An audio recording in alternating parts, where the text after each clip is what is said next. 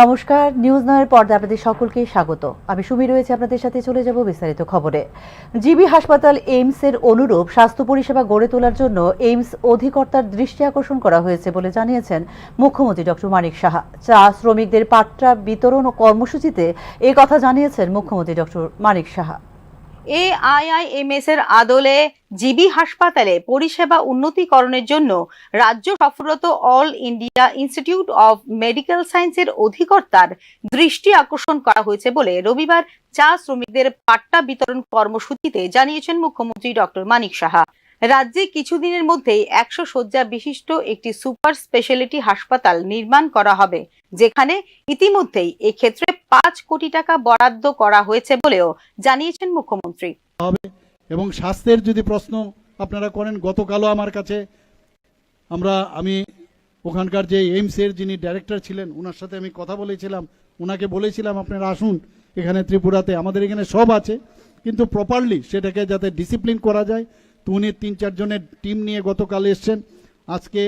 গতকাল আমার সাথে কথা বলেছেন এবং গতকাল জিবি হসপিটালে ওনারা গিয়েছেন, আগরতলা গভর্নমেন্ট মেডিকেল কলেজে, এবং আগামীকাল পর্যন্ত ওনারা থাকবেন।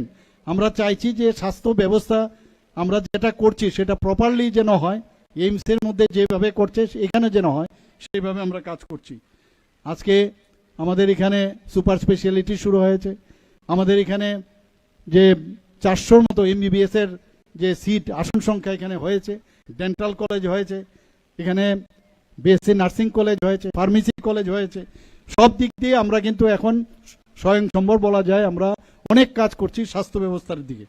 কিছুদিন আগে আপনারা দেখেছেন অলরেডি আমরা এবারের যে বাজেটে আমরা বলেছি 100 সিটের একটা টারশারি সেন্টার, মানে আই হসপিটাল আমরা করব। ILS উঠার আগে বাঁ দিকের যে জায়গাটা আছে সেখানে আমরা একদম অত্যাধুনিক একটা আই হসপিটাল আমরা এখানে করব। এর জন্য প্রায় অলরেডি 5 কোটি টাকা আমরা বরাদ্দ করেছি। আমরা বিভিন্ন জায়গায় আমরা চাইছি যে ত্রিপুরার মানুষ বাড়িঘর বিক্রি না করে যেন বাইরে না যায়, সেই ব্যবস্থা আমরা এখানে করছি। চা বাগান শ্রমিকদের উন্নয়নে চালু করা হয়েছে চা শ্রমিক কল্যাণ প্রকল্প। চা শ্রমিকদের মধ্যে 75%ই মহিলা। ত্রিপুরায় একসময় রুগ্ন ছিল চা শিল্প। বর্তমানে চা শিল্প এবং শ্রমিকদের উন্নয়নে বিশেষ উদ্যোগ নিয়েছে রাজ্য সরকার, জানিয়েছেন মুখ্যমন্ত্রী ডক্টর মানিক সাহা।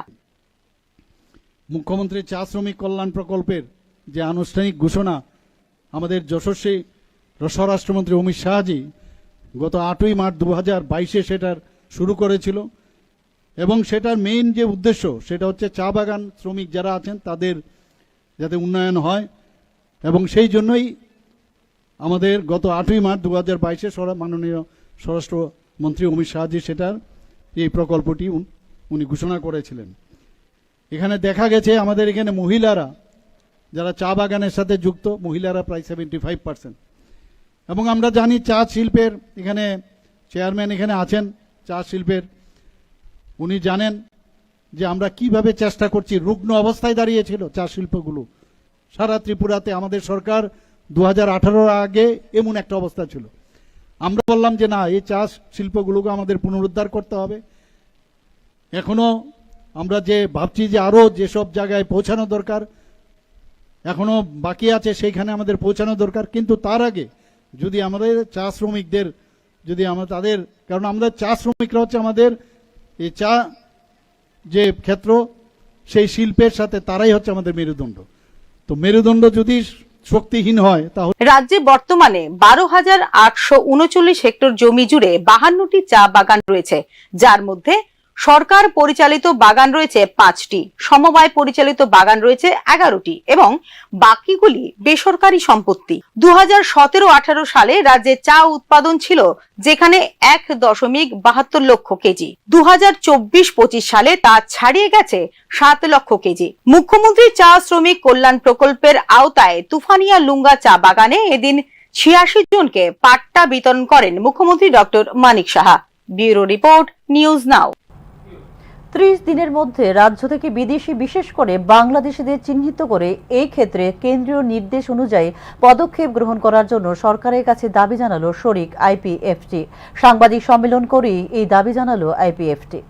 সন্দেহজনক বাংলাদেশি এবং মায়ানমারের বাসিন্দা যারা নিজেদের ভারতের বাসিন্দা বলে দাবি করে তাদের 30 দিনের মধ্যে নথিপত্র পরীক্ষা করে দেশে পুশব্যাক করতে হবে। কেন্দ্রীয় এই নির্দেশিকা নিয়ে রাজ্য সরকারের ওপর চাপ সৃষ্টি করল শরিক দল আইপিএফটি। রোহিঙ্গা, বাংলাদেশি এবং বিদেশিদের চিহ্নিত করে এক্ষেত্রে কেন্দ্রীয় নির্দেশিকা অনুযায়ী তাদের দেশে ফেরত পাঠানোর জন্য রাজ্য সরকারকে অনুরোধ করল আইপিএফটি। ভারতীয় স্বরাষ্ট্র মন্ত্রকের যে নোটিফিকেশন অনুসারে যে 30 দিনের মধ্যে রোহিঙ্গা, বাংলাদেশি, বিদেশি যারা এখানে বিনা ডকুমেন্টসে যারা রয়েছে তাদেরকে চেক করে পুশব্যাক করার জন্য যে বলা হয়েছিল। তো আমরা এই প্রেস মিটের মাধ্যমে, প্রেস কনফারেন্সের মধ্য দিয়ে মাননীয় Amit Shahji, honourable ministry of home affairs, government of India, ওনাকে ধন্যবাদ জানাই। পাশাপাশি রাজ্য সরকারকে আমরা অনুরোধ জানাই যে ভারত সরকারের যে সিদ্ধান্ত অনুযায়ী, তাদের গাইডলাইন অনুসারে ভারতবর্ষের বিভিন্ন রাজ্যে যে পদক্ষেপ নেওয়া হয়েছে, আমাদের রাজ্যেও তা অতি সত্বর এই নির্দেশ পালিত হোক, আমরা রাজ্য সরকারের কাছেও অনুরোধ রাখছি। তবে নির্ধারিত 30 দিনের মধ্যে এই বিষয়ে আইন নিজের হাতে না তুলে নেবার জন্য দলীয় কর্মসমর্থকদের নির্দেশ দিয়েছে আইপিএফটি। কর্মীদের প্রতি আমাদের সেন্ট্রাল টিম পক্ষ থেকে অনুরোধ থাকবে যে কারোর অথবা কোনো দলের প্ররোচনায় পা না দিয়ে আইনকে নিজের হাতে যাতে তুলে না নেই, আমাদের পার্টির আইপিএফটি কর্মীদেরকে আমরা তা সতর্ক করা হয়েছে। কারণ ভারত সরকার এ নিয়ে দেশের রাজ্য সরকারকে নির্দেশ দিয়েছে, কোনো দল বিশেষকে নির্দেশ দেয়নি।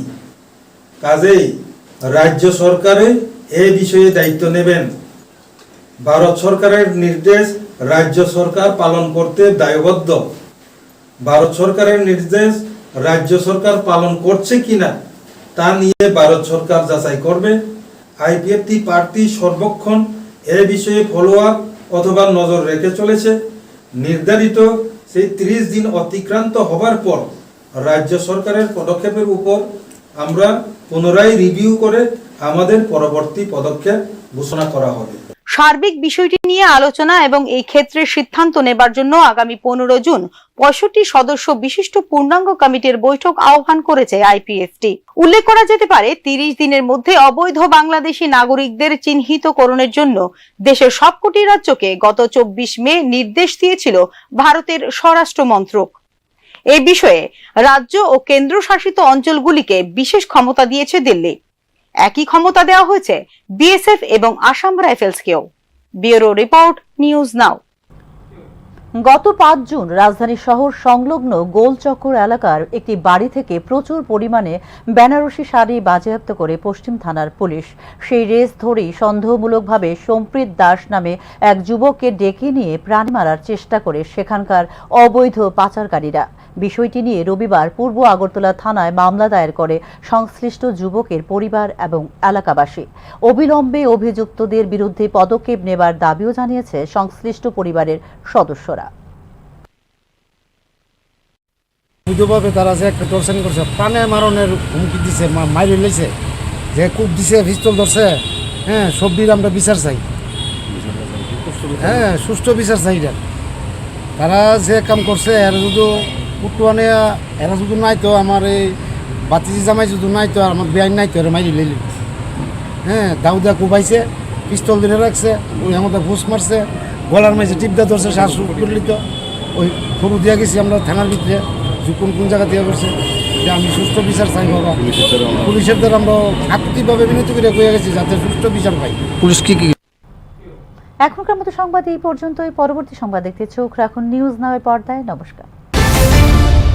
আপনি দেখছেন নিউজ নাও, আমরা জানি কোনটা খবর।